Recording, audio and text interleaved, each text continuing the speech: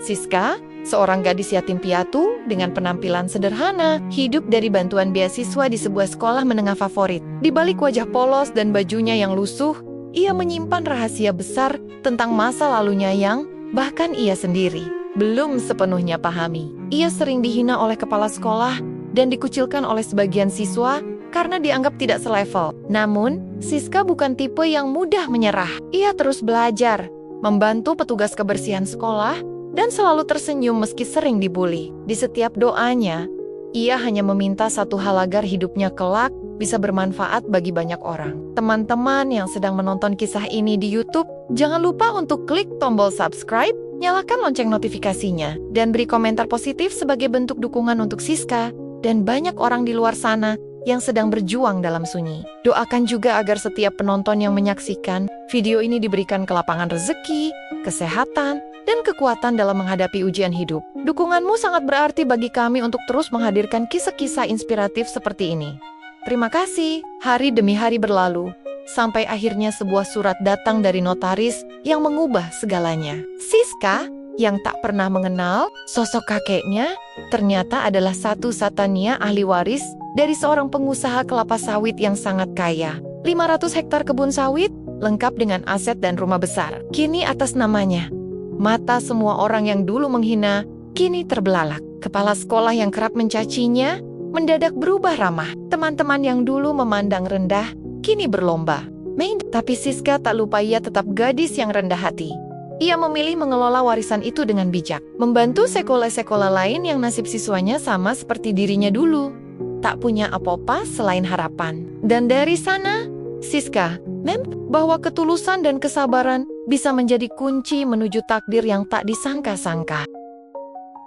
Mentari pagi menyelinap malu-malu di antara celah jendela ruang tidur panti asuhan. Suaranya terdengar dari kicauan burung dan derit kasur besi yang berkarat. Siska bangun lebih awal seperti biasa. Ia selalu menjadi yang pertama menyeduh air, menyapu halaman, dan memastikan adik-adik panti mendapatkan sarapan, meski hanya bubur encer dan telur dadar tipis yang dibagi 3. Siska, gadis 17 tahun yang hidup di panti asuhan sejak usia 5, tahu betul rasanya kehilangan dan dicibir. Hidupnya sederhana, terlalu sederhana jika dibandingkan dengan tumun men di sekolahnya yang kebanyakan anak pejabat, pengusaha, atau minimal anak guru tetap. Ia hanya anak yatim piatu yang menumpang hidup dari belas kasihan orang lain.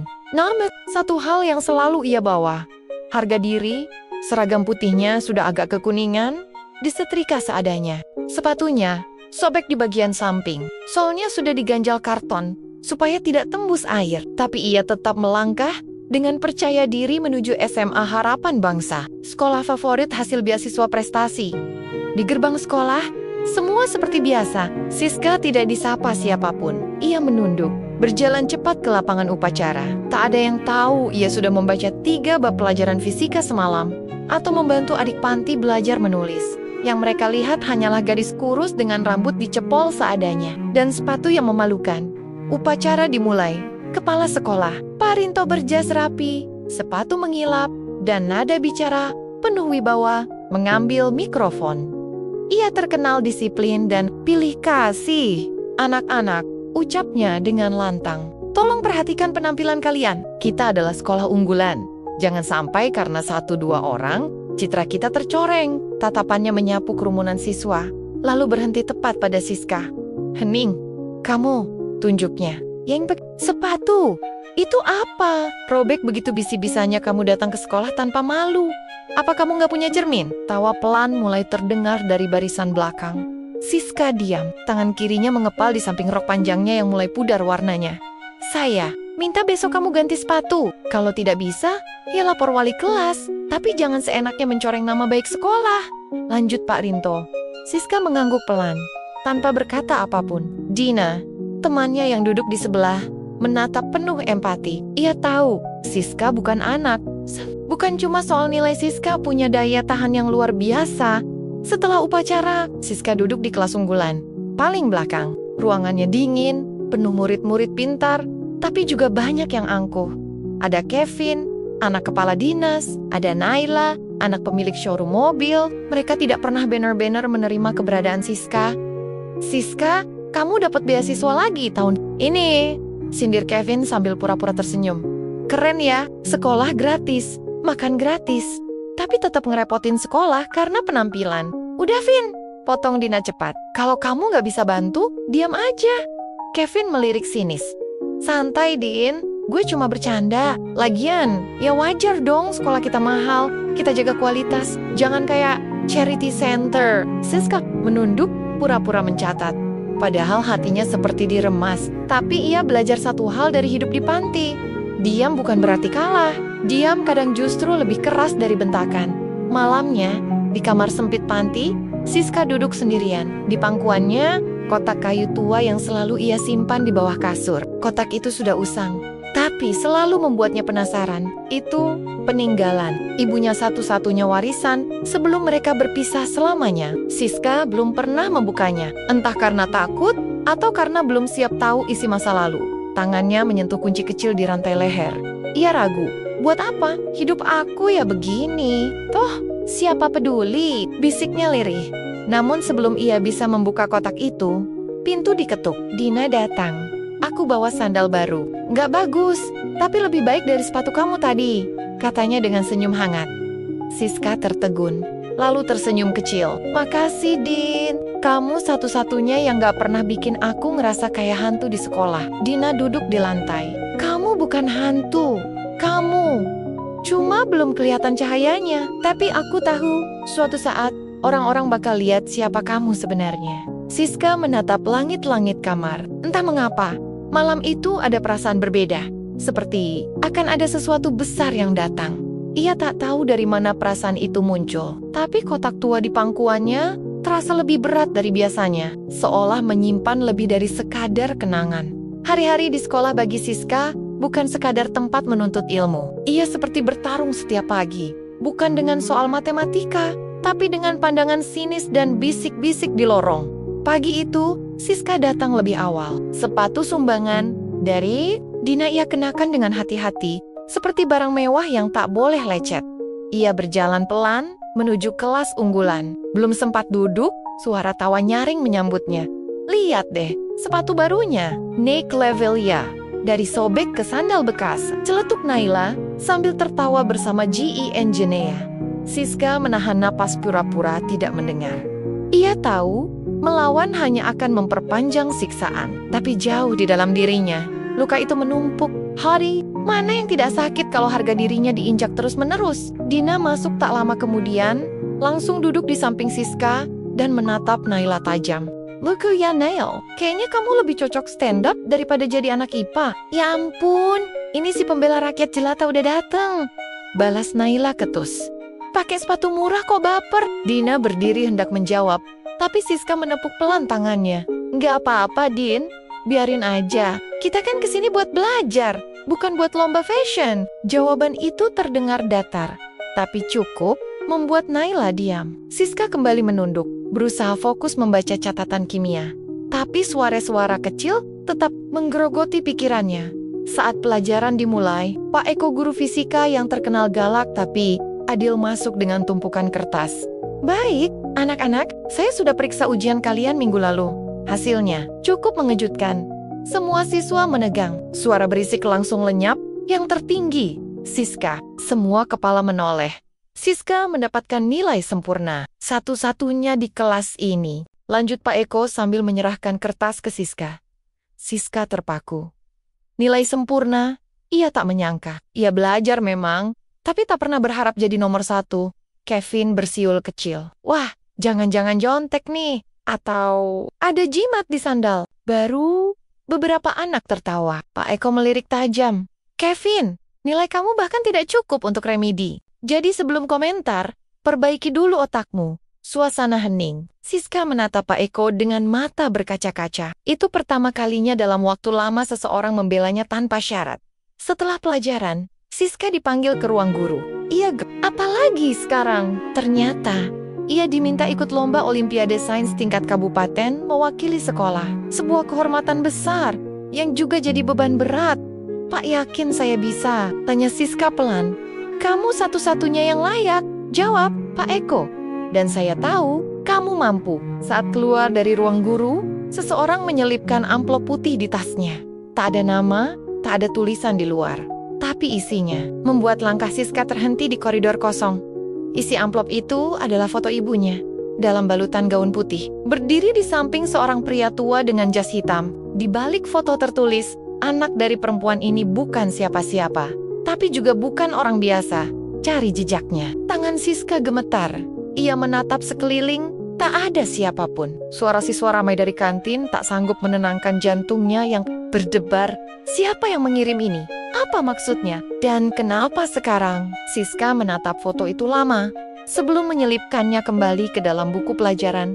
Ea Belam Sayap. Tapi hatinya tahu rahasia besar sedang menunggunya. Rahasia tentang ibunya, tentang dirinya sendiri. Malam itu, di panti, Siska duduk berjam-jam di depan jendela. Kotak kayu tua kini ia letakkan di pangkuan. Surat dari ibunya yang dulu hanya ia baca sekilas, kini ia buka kembali. Tulisan tangan ibunya gemetar siala dicelis. Dengan terburu-buru, jika suatu hari kamu merasa seluruh dunia menolakmu, ingatlah, kamu lahir bukan untuk dipandang rendah. Darah yang mengalir di tubuhmu punya sejarah, punya nama. Suatu hari, kamu akan tahu. Jangan takut. Siska menggenggam surat itu erat. Ia belum tahu siapa kakek atau ayah kandungnya. Panti tidak pernah memberitahu banyak, tapi satu hal jelas, hidupnya bukan sekadar kebetulan. Dan masa depannya mungkin lebih besar dari yang pernah ia bayangkan. Hari-hari setelah penerimaan amplop misterius itu menjadi berat bagi Siska, ia tetap hadir di kelas, belajar, dan membantu adik-adik panti asuhan. Tapi pikirannya tidak pernah tenang. Ia mulai menyadari bahwa kehidupan yang selama ini ia jalani mungkin hanya sebagian kecil dari kebenaran yang lebih besar, kebenaran tentang asal-usulnya.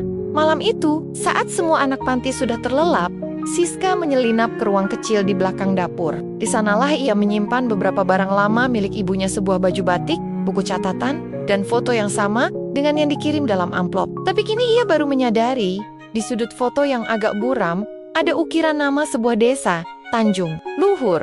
Siska tak pernah mendengar nama itu sebelumnya, tapi besok adalah hari Sabtu, dan kebetulan sekolah diliburkan untuk persiapan lomba sains. Maka ia memutuskan, esok pagi ia akan pergi mencari desa itu, tanpa memberitahu siapapun. Pagi-pagi, sekali, dengan uang tabungan dari hasil lomba menulis puisi, dan sedikit bantuan dari Dina, Siska naik angkot menuju terminal. Dari sana, ia naik bus tua menuju daerah pelosok yang disebutkan dalam peta Google yang samar-samar ia dapat dari warnet. Setelah 3 jam perjalanan dan 1 kali ganti ojek, ia tiba di sebuah desa kecil yang sepi. Jalan tanah, pohon kelapa, dan rumah-rumah panggung menyambutnya. Di depan warung kopi tua, ia melihat seorang lelaki sepuh sedang duduk. Sambil menyeruput kopi dan membaca koran usang, Siska memberanikan diri mendekat.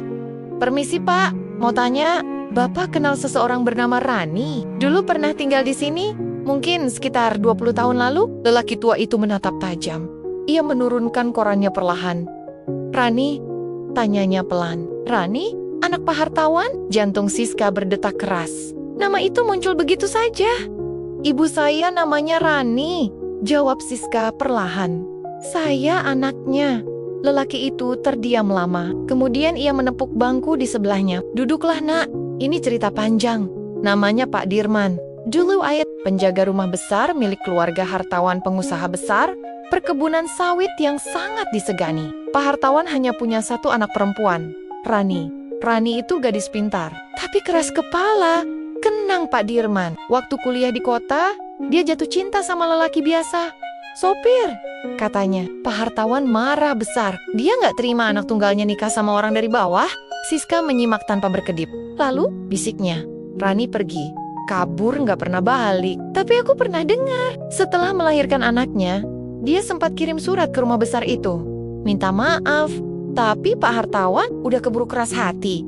Surat itu nggak pernah dibalas. Sis menggigit bibirnya. Matanya mulai berkokik-kokaka. "Waktu ku dengar ibumu meninggal karena kecelakaan, aku sempat merasa bersalah. Aku tahu dia punya anak, tapi aku nggak tahu kemana perginya." Pak Dirman menatap Siska dalam-dalam. "Jadi, kamulah cucu Pak Hartawan?" "Ya Tuhan, wajahmu mirip sekali dengan Rani waktu muda." Siska mengangguk pelan. "Saya nggak pernah tahu siapa kakek saya. Di panti, semua data dibatasi. Saya cuma tahu nama ibu saya. Pak Dirman menghela napas panjang. Pak hartawan meninggal 2 tahun lalu, tanpa ahli waris. Semua saudara jauhnya menolak terlibat, takut sama tanggungan, pajak, dan masalah tanah. Tapi sebelum meninggal, katanya dia sempat bilang ke notaris, kalau ia ingin mencari anak atau cucunya, tapi tak ada yang berhasil menemukannya. Siska merasakan sesuatu menghangat di dadanya, seperti ada jendela masa lalu yang terbuka perlahan. Mungkinkah ini jawaban dari semua yang ia pertanyakan? Apakah rumahnya masih ada, Pak? Tanya Siska penuh harap. Masih, sudah lama kosong. Tapi, kamu boleh ke sana. Aku masih punya kunci gerbang. Tak lama kemudian, mereka tiba di depan. Rumah besar bercat putih yang sudah mulai kusam. Ranting pohon menutupi sebagian jalan masuk. Rumah itu megah, tapi terasa dingin dan sepi. Saat pintu dibuka, debu berterbangan. Aroma kayu tua menyambut. Siska berjalan perlahan. Ia melihat lukisan besar wajah pria tua yang tegas dan gagah itulah Pak Hartawan. Di meja ruang tamu, ada tumpukan berkas yang ditinggalkan. Salah satunya amplop dari kantor notaris di Jakarta. Di situ tertulis, dicari ahli waris sah dari Hartawan bin Suryo. Jika Anda memiliki bukti hubungan keluarga, segera hubungi kami. Siska memandang surat itu lama. Tangannya gemetar. Pak Dirman, ini Niara, tanyanya lirih. Pak Dirman hanya mengangguk. Matanya berkaca-kaca. Kalau surat ini masih aktif, mungkin kamu bisa mengubah nasibmu, nak. Siska menggenggam surat. Itu entah harus senang, takut, atau marah. Tapi yang pasti hidupnya tak akan pernah sama lagi. Hari Senin datang dengan langit mendung, seolah alam pun tahu bahwa sesuatu akan terjadi. Siska kembali ke sekolah setelah perjalanan penuh emosi ke desa Tanjung Luhur. Ia belum sempat menceritakan semuanya pada siapapun, bahkan kepada Dina. Kepalanya masih penuh dengan pertanyaan tentang rumah besar yang kosong, tentang surat dari notaris, dan tentang warisan yang masih belum ia pahami sepenuhnya. Namun, sekolah tak menunggu siapapun. Jadwal tetap berjalan. Ujian seleksi Olimpiade sudah di depan mata, dan tekanan datang dari semua arah. Begitu tiba di gerbang sekolah, Siska langsung merasa ada yang berbeda. Tatapan siswi-siswa lain terasa lebih tajam dari biasanya. Bisik-bisik terdengar di lorong. Beberapa menatapnya sambil tertawa pelan. Dina menghampiri dengan wajah gelisah. Sis, kamu baca grup WhatsApp kelas? Bisiknya panik. Siska menggeleng. Dina merogoh ponselnya dan memperlihatkan sebuah tangkapan layar. Di sana ada foto Siska, tapi bukan sembarang foto. Itu adalah foto lama dari panti asuhan. Saat Siska sedang mencuci pakaian di belakang rumah. Bajunya lusuh, rambutnya digelung seadanya. Di atas foto itu tertulis caption yang menyakitkan. Ini calon juara Olimpiade kita. Gembel dari panti. Malu-maluin banget. Sumpah nama penjerem Naila. Siska menatap layar itu lama. Perutnya mual. Tapi sebelum ia bisa bereaksi, bel tanda masuk berbunyi. Pelajaran hari itu seperti mimpi buruk. Di setiap sudut kelas selalu Eida tawa yang disembunyikan. Setiap kali guru bertanya, suara bisik-bisik terdengar. Bahkan saat Pak Eko mengumumkan bahwa Siska akan maju ke tahap final seleksi, hanya Dina yang tepuk tangan. Usai pelajaran, Siska dipanggil ke ruang kepala sekolah. Ia sempat berpikir, mungkin ini tentang Olimpiade. Tapi begitu masuk ke ruangan, wajah Pak Rinto sudah menunjukkan sesuatu yang lain. Ia duduk di belakang meja besar, tangannya menyilangkan jari. Siska, ucapnya dingin. Saya menerima laporan bahwa kamu diduga melakukan manipulasi data nilai. Ada perbedaan antara nilai asli dan laporan yang masuk ke sistem pusat. Siska terkejut. Maaf Pak, saya tidak pernah mengubah apapun. Jangan berbohong, potong Pak Rinto cepat. Kamu pikir kami tidak tahu? Anak panti, hidup dari belas kasihan, lalu tiba-tiba jadi bintang sekolah. Terlalu mencurigakan. Nafas Siska tercekat. Kata-kata itu bukan hanya tuduhan, itu penghinaan langsung ke jantungnya. Jika terbukti benar, kamu akan dikeluarkan dari tim Olimpiade. Bahkan mungkin kehilangan beasiswamu? Lanjutnya, Siska tak mampu menjawab. Ia berdiri kaku, tangan mengepal. Silakan keluar, kata Pak Rinto. Saya akan menindaklanjuti ini ke Dinas Pendidikan. Siska keluar dari ruangan itu dengan kepala tertunduk. Di koridor, Dina sudah menunggu. Ia langsung menghampiri. Apa yang terjadi? Siska mencoba tersenyum, meski matanya mulai basah. Kepala sekolah nuduh aku curang. Mau nyabut beasiswaku. Dina terdiam. Napasnya berat. Ini pasti ulah mereka. Aku yakin ada yang gak beres. Siska mengangguk, tapi dalam hatinya, amarah mulai tumbuh. Selama ini ia diam, ia terima semua perlakuan tak adil. Tapi sekarang, harga dirinya diinjak di depan semua orang. Dan ia punya sesuatu yang selama ini tak pernah ia sadari, kekuatan untuk melawan. Malam itu, di panti, Siska duduk sendirian, kotak tua di pangkuannya. Kali ini, ia tidak ragu. Ia mengeluarkan semua isi kotak. Surat dari ibunya, foto tua, dan dokumen lain. Di antara tumpukan itu, ia menemukan amplop kecil yang belum pernah ia buka. Di dalamnya, ada fotokopi akta kelahiran dan surat keterangan ahli waris dari notaris tertulis jelas, Rani binti Hartawan. Dan anak, Siska Rani Hartawan, tangannya. Jamat, dunia seperti berhenti sesaat. Ia, Siska, yang selama ini dianggap tak punya siapa-siapa, ternyata adalah satu-satunya ahli waris sah dari keluarga hartawan pemilik kebun sawit ratusan hektar, yang nilainya bisa membiayai sekolah satu kota. Air matanya jatuh, tapi bukan karena sedih. Bukan. Untuk pertama kalinya dalam hidup, ia merasa punya tempat, punya nama, dan ia bersumpah dalam hati ia tidak akan membalas dengan kebencian. Tapi ia akan menunjukkan kepada semua orang siapa dirinya yang sebenarnya. Hari-hari berikutnya berjalan seperti neraka bagi Siska. Nama baiknya tercemar, prestasinya diragukan, dan ia mulai dicoret dari daftar peserta Olimpiade meski belum terbukti bersalah. Sementara itu, grup WhatsApp kelas masih riuh dengan sindiran dan stiker-stiker menyakitkan. Dina berusaha membela, tapi suara satu orang seperti bisikan di tengah badai. Siska tahu, ia tidak bisa lagi hanya bertahan. Kini saatnya berdiri.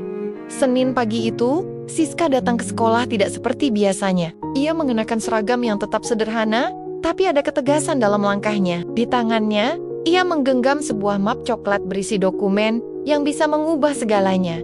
Ia langsung menuju ruang kepala sekolah. Pak Rinto terkejut melihat kehadirannya. Ada? Apalagi Siska? Kalau kamu mau membela diri, nanti saja, kami sedang investigasi. Saya tidak datang untuk membela diri, Pak. Potong Siska tenang. Saya datang untuk menjelaskan siapa saya. Ia meletakkan map di atas meja. Pak Rinto membuka perlahan, awalnya ragu. Tapi saat membaca kop surat dari kantor notaris terkenal di Jakarta dan stempel resmi dari pengadilan, wajahnya berubah drastis. Surat itu menyatakan bahwa Siska Rani Hartawan adalah satu-satunya ahli waris sah dari almarhum Hartawan bin Suryo, pemilik perkebunan sawit seluas 500 hektar di Kalimantan Barat. Semua surat keterangan ahli waris, salinan akta lahir, dan wasiat hukum terlampir lengkap. Saya tidak minta perlakuan istimewa, Pak, lanjut Siska tenang. Tapi saya juga tidak akan diam saat kehormatan saya diinjak. Saya bukan pencuri nilai. Saya bukan pembohong, dan saya bukan gembel yang bisa Bapak rendahkan sesuka hati. Pak Rinto terdiam, keringat dingin membasahi pelipisnya. Saya juga sudah menyerahkan salinan ini ke Dinas Pendidikan dan Kepala Yayasan. Mereka akan datang ke sekolah hari Rabu. Jadi kalau Bapak ingin tetap menyebarkan tuduhan, silakan. Tapi pastikan Bapak punya bukti, bukan hanya prasangka. Tambah Siska. Ia berdiri, menunduk sopan, lalu keluar dengan kepala tegak. Berita itu menyebar lebih cepat dari gosip manapun. Dalam waktu sehari, seluruh sekolah tahu, Siska, si gadis panti, adalah cucu tunggal dari salah satu taipan sawit di Indonesia. Teman-teman yang dulu mencibir, kini berubah sikap. Ada yang mulai menyapa, ada yang mendadak ramah. Bahkan Kevin dan Naila mulai kehilangan kepercayaan diri. Dina hanya menggeleng. Lihat, baru tahu dikit aja udah kelimpungan. Siska tersenyum kecil. Tapi dalam hatinya, ia belum merasa menang. Karena ini bukan tentang balas dendam. Ini tentang membuktikan bahwa harga diri seseorang tidak ditentukan oleh asal-usul atau baju yang dikenakannya. Hari Rabu tiba. Mobil hitam berlogo dinas berhenti di halaman sekolah. 2 pejabat dari Dinas Pendidikan dan seorang perwakilan yayasan turun. Mereka langsung menuju ruang kepala sekolah. Tak lama, Siska dipanggil. Di dalam ruangan itu, suasana tegang. Setelah kami menerima dokumen dan melakukan verifikasi langsung dengan kantor notaris serta pengadilan, kami menyimpulkan bahwa tuduhan terhadap Siska tidak berdasar, kata ibu pejabat bersuara tenang namun tegas. Pak Rinto mencoba membela diri, mengatakan bahwa ia hanya mengantisipasi potensi kecurangan. Pak Rinto, potong perwakilan yayasan, kita seharusnya membimbing, bukan menghukum tanpa dasar dan mencemooh siswa di depan umum. apalagi yang berprestasi. Itu pelanggaran etika. Pak Rinto terdiam, wajahnya pucat. Pejabat dari dinas menoleh ke Siska. Kami minta maaf atas perlakuan tidak adil yang kamu terima. Nak, kami akan kembalikan hakmu sebagai peserta Olimpiade dan kami berharap kamu tetap melanjutkan pendidikanmu di sini. Siska menunduk hormat. Terima kasih, Bu. Saya hanya ingin dihargai seperti siswa lain. Saat keluar dari ruangan itu, para guru dan siswa yang berkumpul di lorong terdiam. Tak ada tawa, tak ada bisikan. Hanya pandangan tak percaya melihat gadis sederhana yang selama ini mereka remehkan berjalan tenang seperti ratu yang baru naik takhta malam harinya di panti. Siska duduk bersama Dina di atap. Angin malam berembus pelan. Kota di kejauhan berkelip seperti bintang. Kamu hebat, Sis, kata Dina pelan. Bukan karena kamu kaya, tapi karena kamu tetap jadi dirimu. Meski semua orang nginjek harga dirimu, Siska tersenyum. Aku dulu pikir, jadi kuat itu harus keras. Ternyata, jadi kuat itu cukup tahu kapan harus diam dan kapan harus berdiri. Ia memeluk Dina erat. Di bawah langit malam itu, Siska tahu hidupnya telah berubah. Tapi bukan karena warisan, bukan karena surat hukum, melainkan karena ia memilih untuk melawan dengan hati yang tetap bersih. Hari-hari setelah pertemuan dengan pihak Dinas Pendidikan dan Yayasan terasa seperti mimpi, bukan karena tiba-tiba semua orang jadi baik, tapi karena Siska sekarang berjalan di koridor sekolah dengan tatapan berbeda, bukan tatapan merendahkan, melainkan campuran rasa malu, hormat, dan heran. Kevin yang dulu sering menyindir, kini hanya bisa menunduk saat Siska lewat. Naila yang gemar menyebar gosip, mendadak jadi pendiam dan mulai rajin ke perpustakaan. Bahkan guru-guru yang dulu abai terhadap keberadaannya, mulai menyapanya dengan senyum ragu. Namun semua itu tidak serta-merta membuat hati Siska tenang. Justru sekarang, pikirannya penuh dengan dilema. Ia mulai ditawari banyak hal. Undangan media, beasiswa luar negeri, bahkan pertemuan dengan kerabat jauh dari pihak ibunya. Tapi yang lebih mengganggu adalah desakan dari beberapa orang untuk melaporkan balik perlakuan buruk yang ia alami selama ini, terutama dari kepala sekolah, Pak Rinto. Siska, ini momen kamu. Kalau kamu laporkan dia, kemungkinan besar dia dicopot dari jabatannya, ujar Bu Santi. Guru BK yang diam-diam selalu mendukung Siska. Kamu punya bukti, punya saksi. Kamu punya semua yang dibutuhkan untuk membalas. Tapi Siska hanya diam. Di matanya, kemenangan bukan soal membuat orang lain jatuh. Hari Jumat, Siska mendapat undangan resmi untuk hadir di ruang aula sekolah. Ia pikir hanya sekadar seremoni. Tapi ternyata, seluruh siswa dan guru berkumpul di sana. Di depan, berdiri Pak Rinto. Wajahnya tegang. Tidak seperti biasanya. Saya ingin menyampaikan permintaan maaf kepada saudari Siska Rani Hartawan. Ucapnya lirih. Saya telah berlaku tidak adil, bahkan merendahkan. Dan saya sadar, sebagai kepala sekolah, saya seharusnya menjadi pelindung, bukan pelaku perundungan. Seluruh ruangan hening. Semua mata menatap Siska yang duduk di barisan depan. Ia menyangka permintaan maaf itu akan datang langsung di depan semua orang. Pak Rinto menunduk dalam. Saya siap menerima sanksi apapun. Dan saya tahu permintaan maaf ini tidak cukup untuk menghapus semua luka. Tapi saya ingin memperbaiki. Guru tampak menunduk. Beberapa siswa terlihat menyesal. Siska berdiri perlahan. Langkahnya tenang, tapi hatinya bergetar. Semua yang pernah terjadi, penghinaan di lapangan, tuduhan curang, cibiran di koridor terbayang jelas di kepala. Tapi ia juga teringat pada surat ibunya. Jangan biarkan luka menjadikanmu keras. Maafkanlah, walau dunia belum tentu memahamimu. Ia menatap Pak Rinto. Saya sudah lama hidup tanpa orang tua. Saya tahu rasanya dilupakan, diremehkan. Tapi saya juga tahu, tidak semua luka harus dibalas dengan luka. Suaranya jernih, meski gemetar. Saya memaafkan, Pak. Bukan karena saya lemah, tapi karena saya ingin menutup bab lama dan membuka lembar baru dengan damai. Ruangan sunyi. Tak ada tepuk tangan, tapi air mata mengalir di banyak mata yang menyaksikan momen itu. Bahkan Naila dan Kevin tampak tertunduk dalam diam. Setelah acara, Siska duduk di taman sekolah. Dina datang membawa 2 gelas teh manis dari kantin. Kamu yakin gak nyesel? Tanya Dina, menyerahkan 1 gelas. Siska tersenyum. Kalau aku balas dendam, aku gak akan jauh beda sama mereka. Tapi kalau aku maafkan, aku bebas. Dina mengangguk. Kamu bukan cuma pintar, Sis, tapi kuat. Kuat banget. Siska menatap langit. Untuk pertama kalinya, langit sekolah itu terlihat luas dan terang. Tidak lagi menekan, tidak lagi gelap. Ia merasa ringan, seperti beban bertahan-tahan akhirnya jatuh dari pundaknya. Malam itu, di panti asuhan, Siska mengumpulkan anak-anak panti di aula kecil. Ia berdiri di depan mereka, membawa kabar besar. Mulai bulan depan, aku akan mulai memproses kepemilikan lahan peninggalan kakekku. Tapi, aku nggak akan tinggal di kota. Aku akan kelola dari sini, dari panti ini. Anak-anak bersorak kecil. Pengurus panti menatap haru. Aku ingin membangun ruang belajar di sini, lengkap dengan komputer dan buku, supaya kalian gak harus malu datang ke sekolah. Supaya kalian bisa bermimpi lebih besar dari aku. Tangis pecah di antara anak-anak dan para pengurus. Mereka tidak menangisi kepergian, melainkan terharu karena seorang dari mereka berhasil. Siska menutup malam itu dengan membuka kembali kotak tua peninggalan ibunya. Di dalamnya, kini ia tambahkan salinan surat warisan, sertifikat tanah, dan yang terpenting secarik surat kecil yang ia tulis malam itu sendiri. Terima kasih, Ibu. Aku tidak membalas dengan kebencian. Aku memilih menjadi cahaya, seperti yang Ibu harapkan. Ia menutup kotak itu perlahan, dan untuk pertama kalinya, ia merasa beberapa bulan telah berlalu sejak hari ketika Siska memaafkan Pak Rinto di aula sekolah. Semenjak itu, banyak hal berubah, tapi yang paling mengejutkan, semua orang bukanlah warisan yang ia dapat, melainkan pilihan hidupnya setelah itu.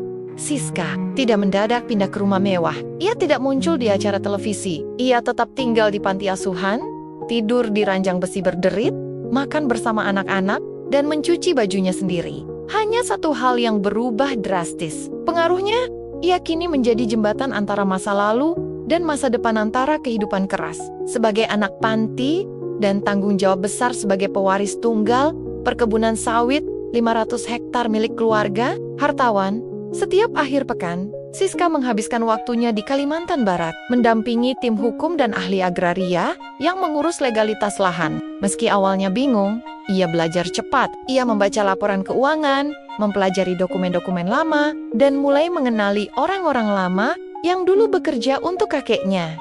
Suatu hari, saat berkeliling kebun, seorang pria tua berbadan kekar mendekatinya. Maaf Nona, saya dulu mandor di sini. Namanya Pak Sahlan. Saya kerja 28 tahun di bawah Pak Hartawan. Siska mengangguk sopan. Saya cucu beliau. Namanya saya, Siska. Pak Sahlan menatapnya lama. Lalu matanya berkaca-kaca. Wajahmu mirip Rani, ibumu. Sis tersenyum kecil. Saya di sini bukan cuma buat nerusin usaha. Saya mau bikin ini jadi ladang kebaikan. Pak Sahlan menunduk hormat.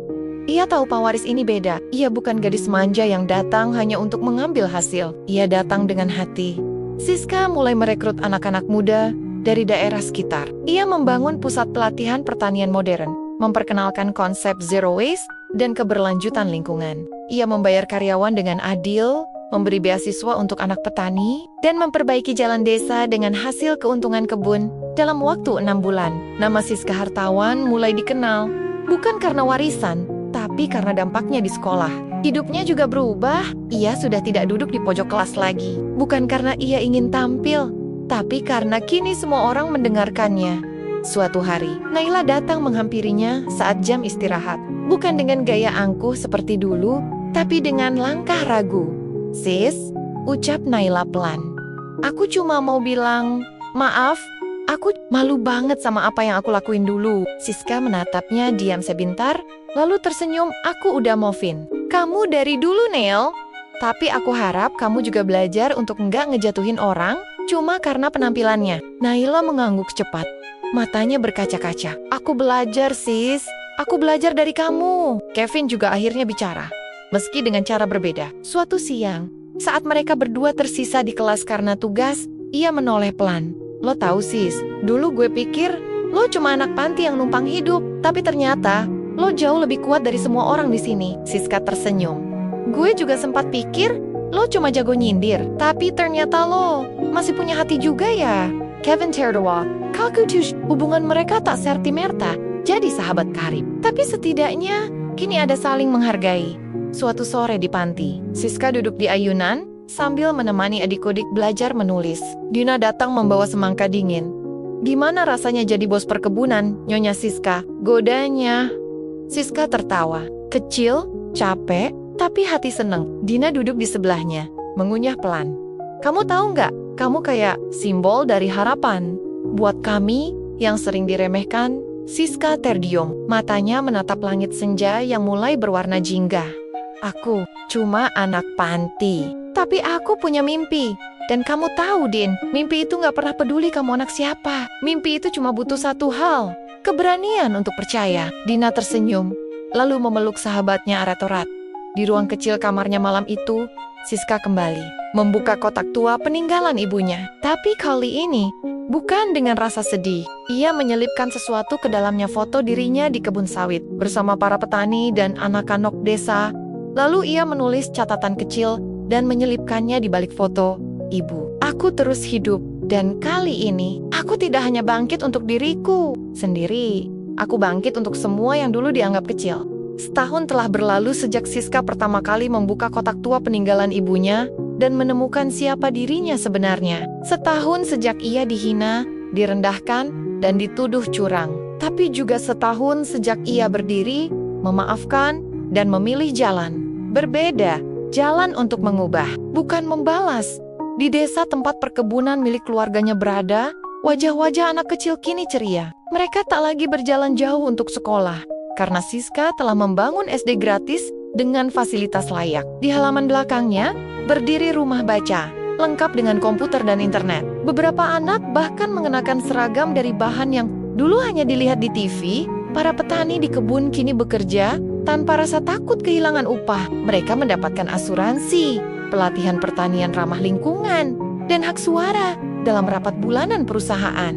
Perempuan-perempuan desa ikut diberdayakan sebagai pengelola hasil olahan sawit non-migas seperti sabun dan minyak alami. Siska tidak membangun menara dari emas.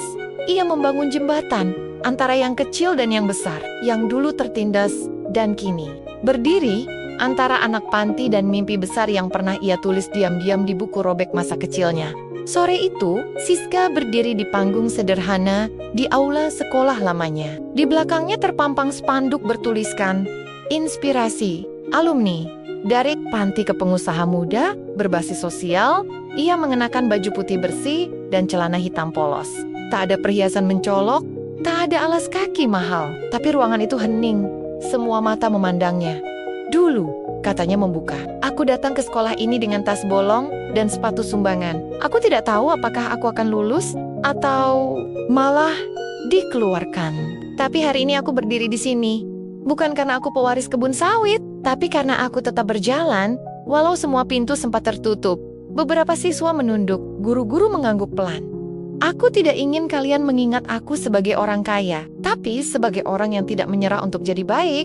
Walau dunia jahat, tepuk tangan pecah, namun bukan tepuk tangan kosong. Itu tepuk tangan dari hati, dari mereka yang terinspirasi." Setelah acara, seorang gadis kecil dari kelas 10 menghampiri Siska dengan mata berkaca-kaca.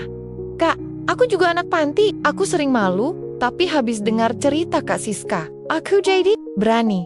Siska tersenyum, lalu berjongkok sejajar dengan si gadis.